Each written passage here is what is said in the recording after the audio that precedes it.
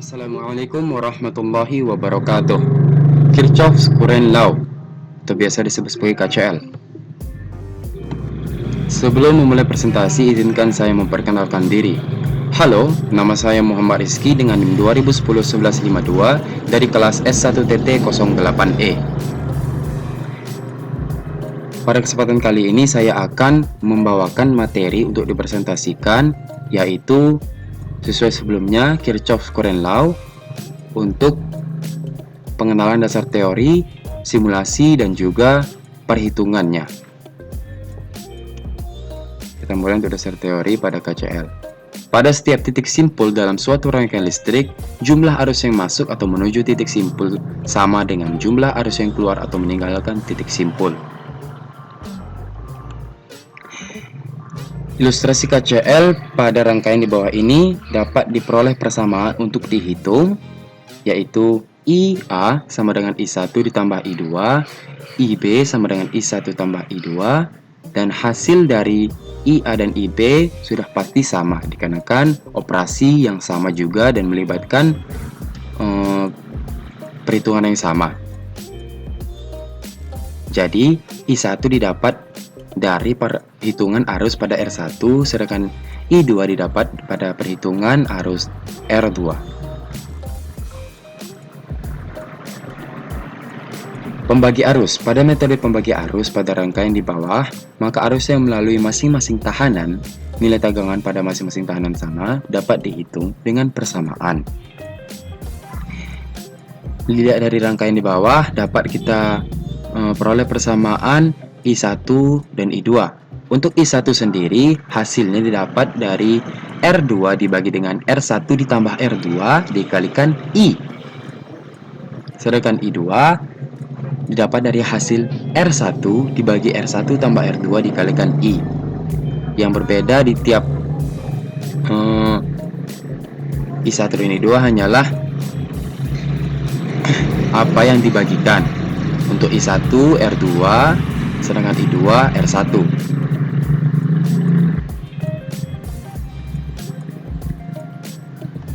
Untuk tahapan simulasi rangkaian akan dilakukan pada aplikasi AnyMultiSim versi 13.0 menggunakan contoh rangkaian paralel untuk simulasi KCL. Pada tahap simulasi kali ini sudah disiapkan rangkaian dengan elemen-elemen tertentu.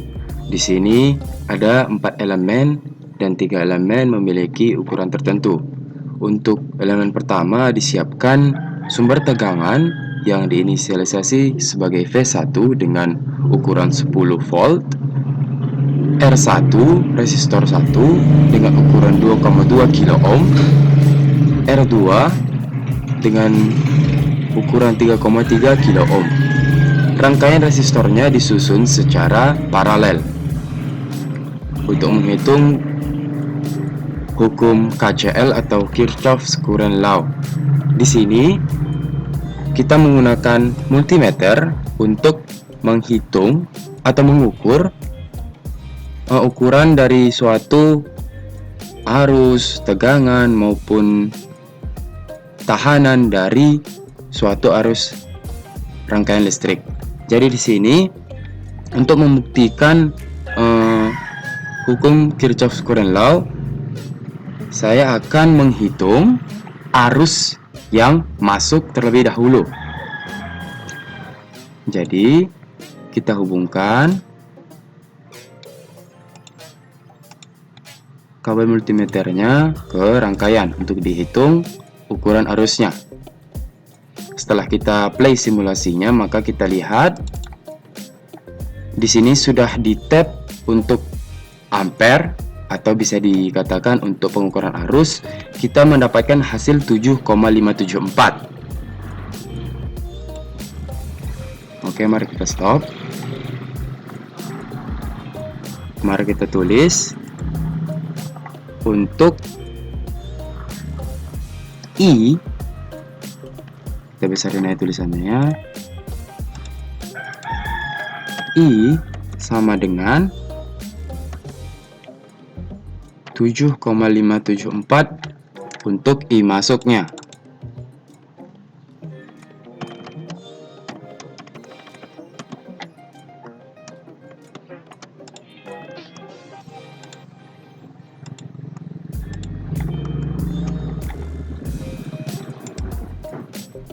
Baiklah, mari kita hitung untuk ukuran I di tiap resistornya. Kita hubungkan kembali rangkaian seperti semula, lalu pergi ke tiap resistor untuk dihitung ukuran arusnya. Kita hubungkan kabel multimeter ke resistor lalu ke rangkaian, lalu kita play. Maka terlihat untuk ukuran dari arus pada R1 bisa dilihat di sini 4,545 mA. Jadi kita tulis, kita stop dulu simulasinya, kita tulis. Oke. Untuk I1 sama dengan 4,545. Setelah itu kita ukur arus pada R3.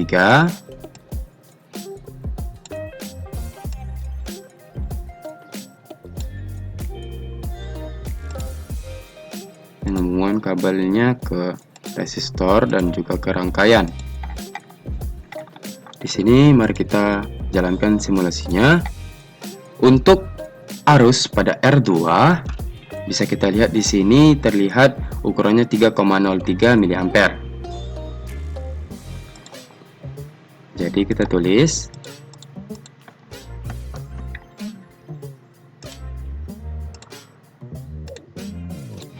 I2 sama dengan 3,03.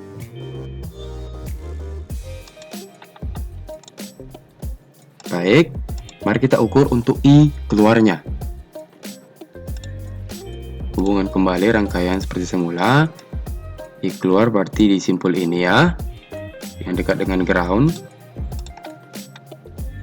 Mari kita hubungkan.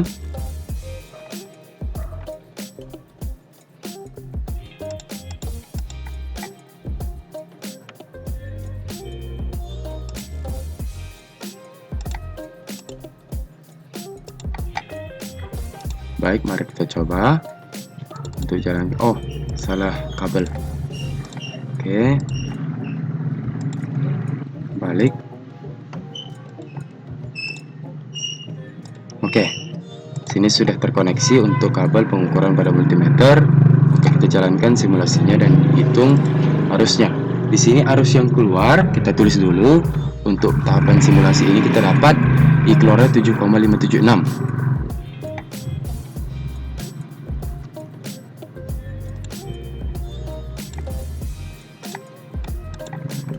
I keluar sama dengan 7,576.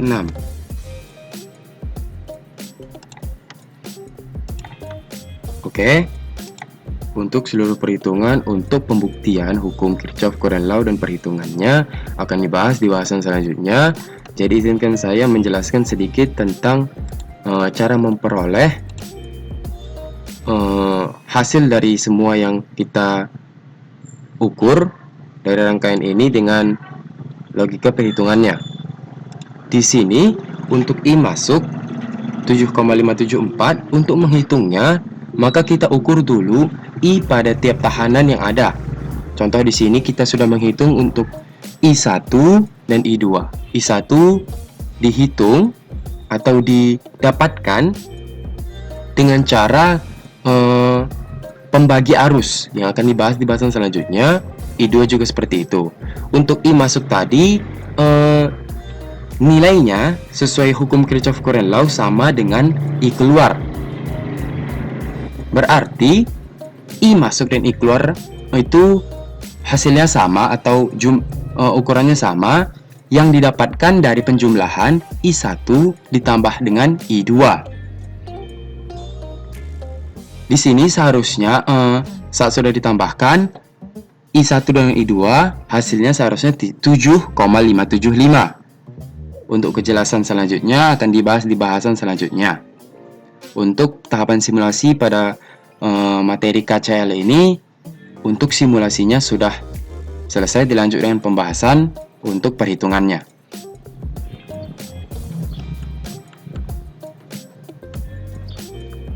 Sesuai rangkaian yang dilakukan pada simulasi NI Multisim barusan, kita bisa lihat rangkaian yang dimana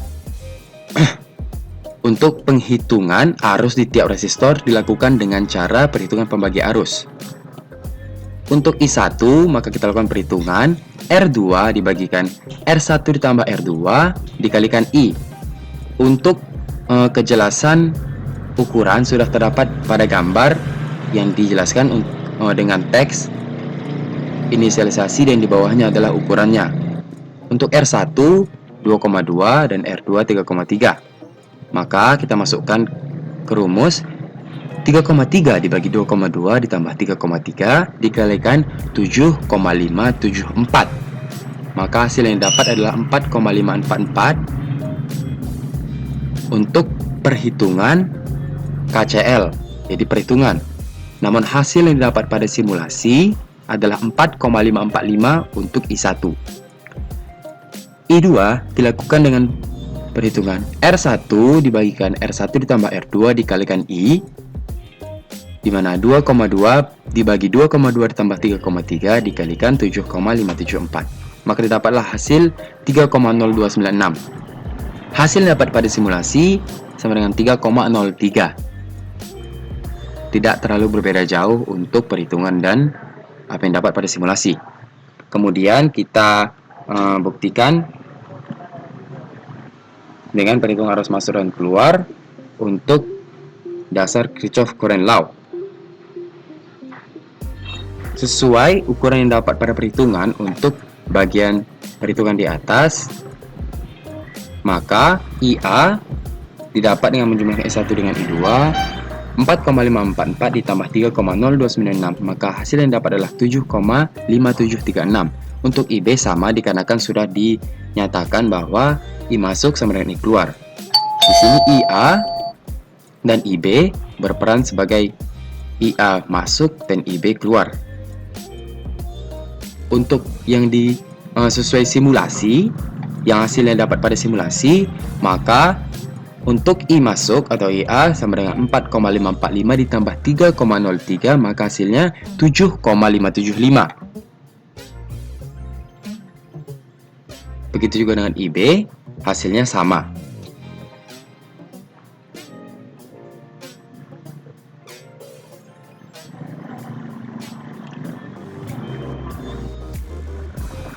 Namun, untuk pada tahap simulasi tadi terjadi perbedaan pengukuran yang dimana yang didapat untuk IA sendiri 7,574 dan IB atau arus keluarnya adalah 7,576. Itu yang didapat dari percobaan simulasi barusan. Mari kita ke kesimpulan. Hasil dari pengukuran simulasi terkadang tidak selalu akurat, namun hasil yang diperoleh tidak jauh beda dengan hasil perhitungan. Cara perhitungan rumus harus sesuai dengan kaidah perhitungannya seperti hukum KCL yang sudah diberi rumus tertentu.